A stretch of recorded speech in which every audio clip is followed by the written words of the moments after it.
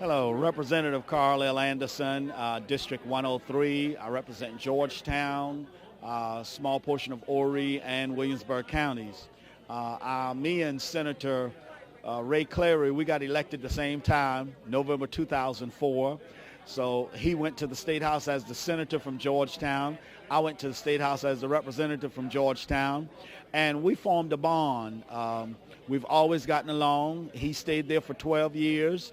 And I was very hurt when he told me that he was not going to run again in 2012. After 3 terms, he said that was enough. He was going back to his family dentist practice.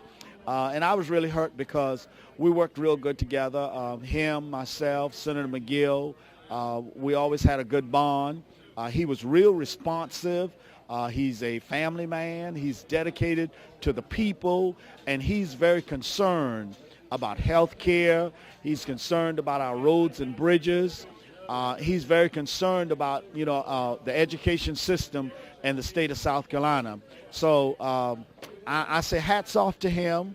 I congratulate him on his years at the State House and all of the good things he accomplished. And also now with being back home, I wish him nothing but great health, prospering, and that he would continue to grow with his family, his beautiful wife, and his children and his grandchildren that I know he's enjoying right now. He said his pressure's down right now, and I'm very happy of that because he doesn't have that Columbia pressure on him, but he is a friend and a brother. So again, congratulations, Senator Ray Cleary. We wish you the best as you enjoy your retirement. Hello, my name is Jamie Sullivan, and I am the Program and Office Administrator for SOS Healthcare, which is a nonprofit for children and adults with autism and intellectual disabilities. We want to say thank you to former Senator Cleary for his work on Ryan's Law. For those of you who do not know, Ryan's Law is a bill that was passed in the mid-2000s requiring insurance companies to cover applied behavior analysis therapy for children with autism. Applied behavior analysis therapy is the evidence-based treatment for children with autism. It helps children to learn language, communication, social skills, and functional skills to develop along with their peers. In addition, the Ryan's Law also made it so that families could not be denied medical coverage for services needed based on their autism diagnosis. Senator Cleary was a huge part of getting this bill passed in South Carolina, and we thank him for his support. I pledge allegiance to the flag of the United States of America and to the republic for which it stands, one nation, under God, indivisible, with liberty and justice for all. Thank you. You may be seated. Good morning.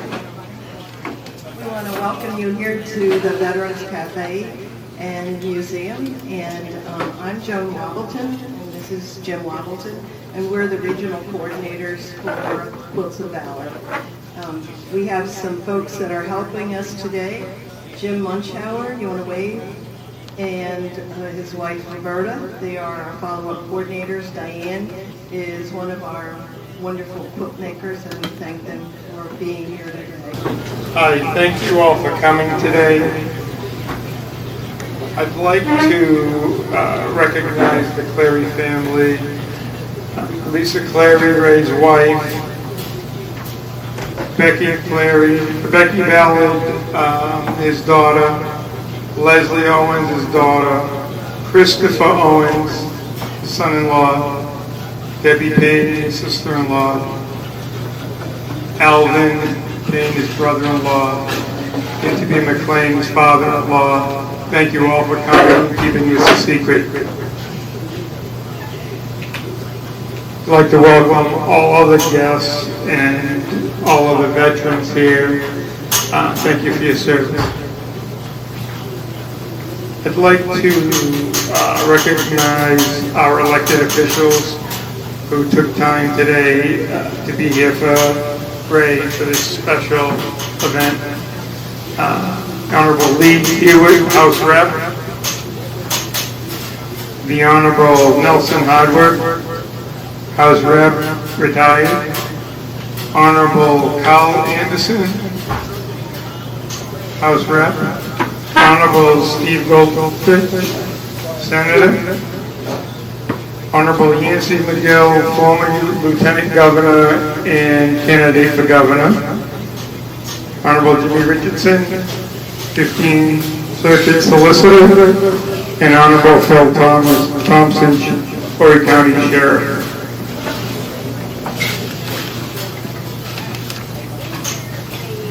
I wrote something small for Ray. I'm not much of a public speaker, but I'll do the best I can. Dear Ray, you commend others in recognition of all their accomplishments, but at the same time you prefer not to be recognized for yours. With that being said, the people in this room feel this is way overdue.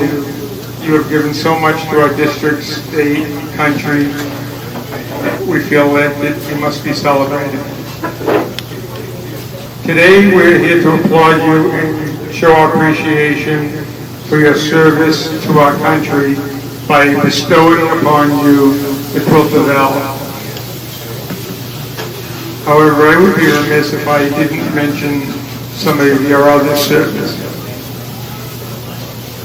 The sacrifices for us locally, statewide. Having a great sense of duty, you spent 12 years in the South Carolina Senate, knowing well it would sacrifice time from both your family and your practice. Thank you very much to the Cleary family for letting that sacrifice happen, because the state's a better place because of it. One example of where Senator Cleary made a difference was sponsoring Ryan's Law, which made insurance companies doing business in South Carolina pay for services for those affected with autism. But Senator Cleary didn't just leave it at that. He reintroduced the law and got expanded coverage for those with autism. And it was the first laws introduced for autism in the state of South Carolina due to Ray, autistic children, adults getting treatment that they would have never gotten.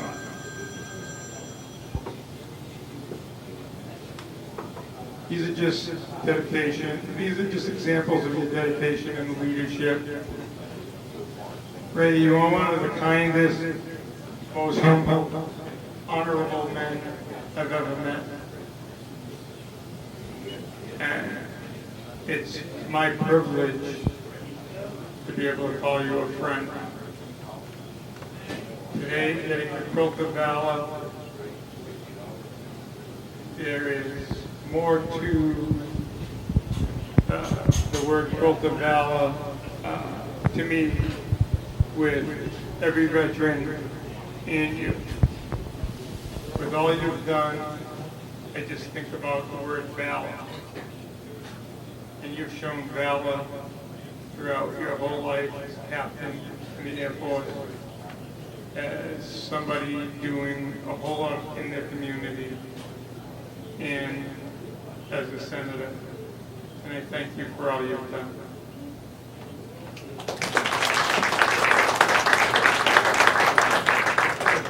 I'd like to call Alvin Payne to say a few words.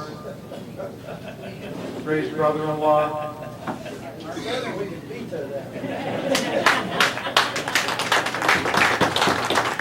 With all these distinguished gentlemen here, I don't know how I got the honor, but Ray, I promise I will not roast you today. 14 years ago, I remember Ray telling me that he was going to run for Senate. And I thought he was crazy. Ray just didn't seem to me the politician type. He worked hard. He walked every neighborhood in Pawleys Island and Mount Pleasant. He was probably in the best shape of his life. He walked so much. So he needs to run again. But Ray surprised me. Ray became someone that I believe was able to blend in with a lot of people that I don't believe had a lot of confidence in, and a lot of I don't know how to exactly describe it. Yancey probably can. He knows where I'm going, but like Senator Leatherman, he had a great relationship with some of the senior senators in our state. And I was happy to know as a firefighter I could go to him. Senator Goldfinch has already found out that I don't mind coming and saying, hey, there's some things we need to look at. And so he was always willing to look. Unfortunately, he didn't always go my way, but at least he was willing to look and listen. You know, two things that until the last day before he left, the week before he left, Buddy Stires and I had breakfast together, and he was saying, we need some help. And it was we were in the last year of our redevelopment authority, and we needed to get that expanded to continue to enhance Martin Commons. And so in the last 2 weeks of his session, he was able to get with Senator Leatherman, and we got 5 more years. So hopefully 4 years from now, we'll have another senator who will step up and extend that a little bit longer. But I'm pretty proud of what he's done. He's one thing he can't do is he can't hold a budget at home. So he goes to the State House and tries to do a little bit more than he can do at home. So, and that's all Lisa's fault. So I couldn't let her get away without anything being said about her. But Ray's done a tremendous job. I'm proud of the job he's done. I'm proud of the road bill that got passed last year. I think he was instrumental in a lot of those points that were developed and put into that plan. I know for 2 years he was very frustrated by not being able to get it accomplished, and I believe that his work on that bill was inevitable in what we got last year. And so I'm very proud of the work you've done, Ray, and this is very well deserved. And I won't say anything bad. So did I do all right? Ray and I have kind of a relationship, so we have to kind of jab each other. And so we take a lot of pride. So every Friday night we go out to eat, we got to figure out who's going to jab who the most. So Ray, this is your present today. No jabs. So thank you for all you've done, and thank all of y'all for being here to celebrate this day with Ray. Thank you.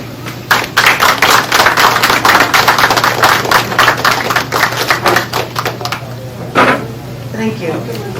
Ray, it is a privilege for us to be here today with all of these folks to recognize your service as a captain you were stationed at Shaw Air Force Base, and today we're going to recognize you with the Quilts of Valor. But first I'm going to tell you a little bit about Quilts of Valor. Quilts of Valor started in 2003 by our founder, Catherine Roberts. Her son was deployed to Iraq, and during that time, she struggled, as any mother would struggle, with how to keep her mind busy while he was in harm's way. And she was a nurse, and she was also a quilter. And it was during that time that she had a dream.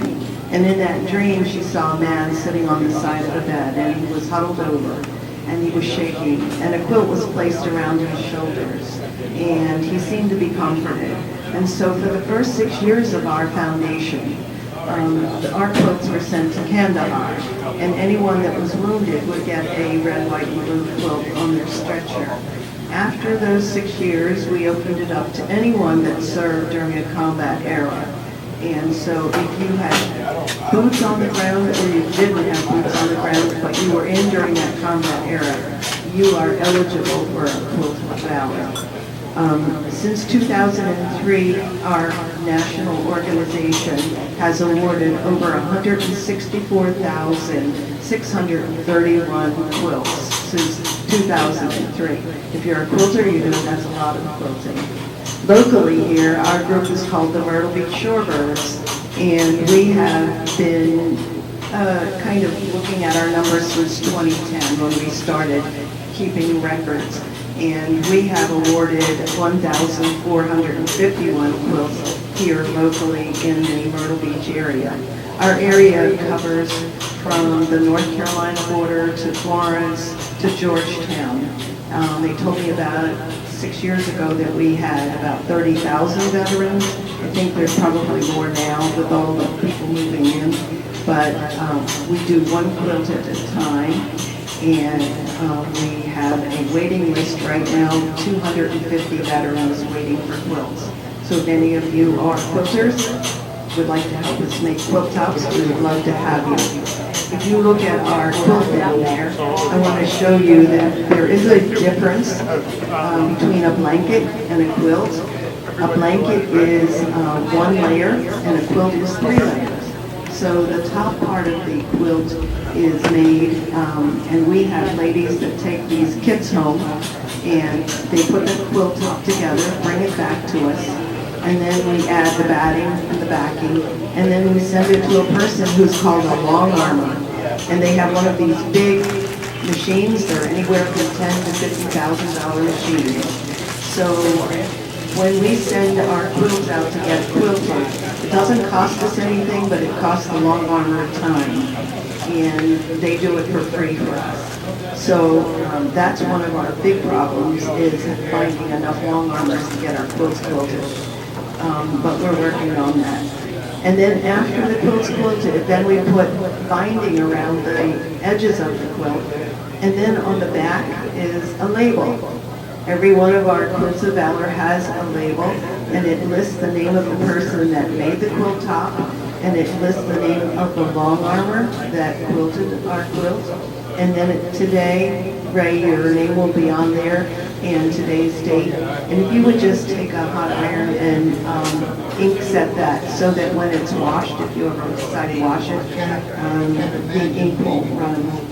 And we also have, when we award quilts, we have a case that we give you with the quilt, and we're showing you this case. There is a company in Kingstree, South Carolina. It's called Embroidery Solutions, and they make 99% of the stars for the American flags. And if there is a flaw in one of the stars, what happens is they were throwing them in the trash. And so they contacted us instead. Would you like to have these stars, this fabric? One of our long armors, a guy, came up with the idea, how about cases for the quilts? So we have repurposed this manufactured waste, and we are now using these as cases to accompany our quilts. There is a disclaimer inside every one of our cases that says, we have never cut up an American flag because this is manufactured waste. We want you to know that we would never do that. So this comes with one of our quilts. The mission of Quilts of Valor is to honor service members and veterans who have been touched by war with comforting and healing quilts of valor. The quilt is an expression of gratitude meant to thank you for leaving all you hold dear to serve, whether in time of crisis, in time of peace, or just to serve. The Quilt of Valor unequivocally says, thank you for your service, sacrifice, and valor in serving our nation. Today, Ray, we're going to ask you and your wife Lisa to come up. We're going to show your quilt down there, and if you'll come up, I'm going to read your certificate to you.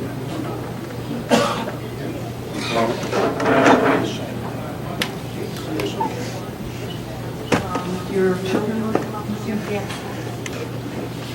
That's your quilt. Your quilt was made by Vicky Hill in South Carolina, and it was quilted by Joey Danforth in North Carolina.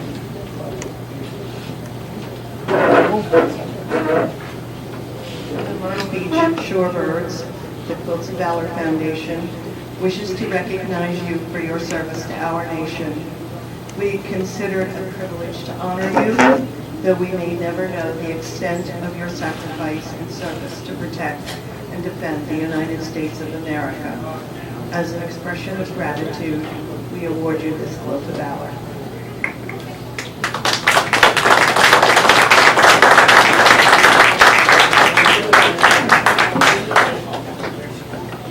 And the family's going to have it.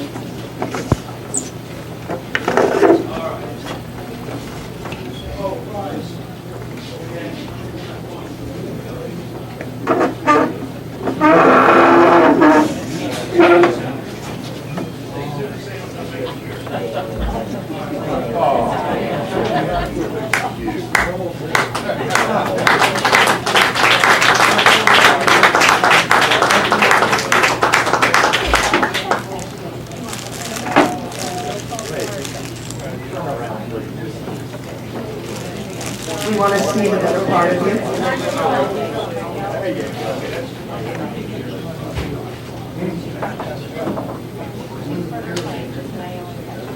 About face.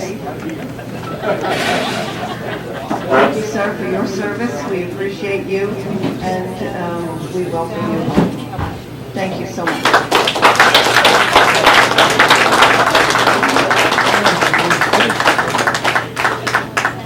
Do you have anything you would like to say?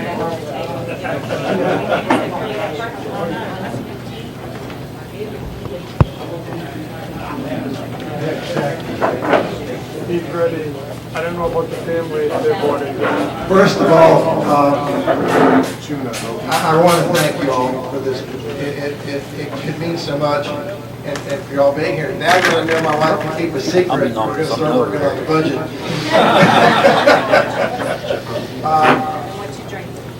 I will have to say, and I hope, and I know my father's looking down on me right now. I wore a tie that I was getting 4th of July, and it turned out to be the best tie I could wear. But my father served in World War II. He was in the Pacific, in the Solomon Islands, Continental area, had a very difficult time. But he believed that you owed your country. And his younger brother, 10 years younger, served with distinction in the Army because my dad said that's what you do. And so my dad's philosophy was he didn't care which branch you served in, but you needed to serve, and he kind of taught us that. So I will tell you, I know it's with great pride and with my father looking down that it means so much to me. When I moved here, when I told them I was running for the Senate, they looked at me like, but I believe in service. I see people like Jimmy Richardson and Sheriff Thompson and Senator McGill, and I will tell you that when I first came, I was involved with soccer. I was involved with a lot of different activities, from being president of the YMCA for 8 years, president of a lot of things to try to help the community. Because this is a community that I chose. I wasn't born in South Carolina, as my wife reminds me a lot. I chose South Carolina, and it has been a state that has been very, very good to me, and as this country has been good to all of us. And so it was a time where I felt like maybe I could serve a little better at the state level, and I felt pleased that I was elected. And quite honestly, I will tell you that Senator Yancey McGill was probably one of the finest men I've ever served with. Just being there for 12 years with him, and I just hope all the best for him. From the day one, he treated me as an equal. The only part was he kept calling me, he's my senior senator, and I still think I'm like 10 years older than him. So I feel kind of like Fritz Hollings and Strom Thurmond, always being the junior senator and being like 30 years old. I don't think I could have done it without Nelson Hardwick. Nelson was passionate to the core for Horry County and the people of this state, and he lived, breathed South Carolina and do what's best for South Carolina. And whether it's in politics or I'm very proud of my brother-in-law, Alan Penn, even though we do give each other a hard time all the time. Be the fire chief for Myrtle Beach is #1. He's tight as a drum. So we don't give each other birthday presents. We gift each other birthday presents. And so, and I'm lucky enough to have 2 of my staff members here. A lot of my staff's been with me 25, 28 years. I just can't tell about my good friend Tom Herring, who, quite honestly, he's kept me focused because Tom's a purist and I'm a pragmatic. And so, although we differ a little bit, but I will tell you the luckiest day of my life was when I met Lisa, and I got to have Tippy as a father-in-law, maybe Alan as a brother-in-law, that's still up for show, but have daughters Becky and Leslie and be part of their family of South Carolina. But the people I've met down here, whether it be Tony Cox, and now he's on DOT, and so the road bill got passed. We just didn't realize we needed to put him up there a year or 2 ago, so I could have taken more credit for it. But service to this state, whether I tell people service to this state, I have a good friend that he takes veterans to hospitals that you don't even know about. And it's people like that is 1,000 points of life. You know, somebody like me, you would willing to give up his time in real estate where he's making millions of dollars to go up to Columbia where he gets acid reflux and all these other things. You gotta give him credit. So it's a special honor, and it's a special honor more for my father and me, and for you to do that. I do thank you. And Fred Nesna, I don't know how I'm gonna get you back on this one, but Fred has just been that type of person. I put him up for an award or something because whatever his hands touch, whether it's Family Justice Center or autism or CASA, he's there to make a difference. And it's people like him that make our nation great, our state great, and our community great. So I accept this for all, on behalf of all. To be honest, I think other people probably deserve more than I do, but I do thank you for allowing me to represent you for 12 years and being one of your friends and taking the time to be here. Thank you. Thank you again, Richard.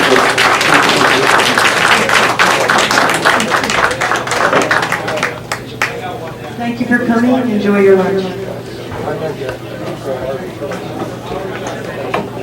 Thank you, sir. Thanks for everything you do.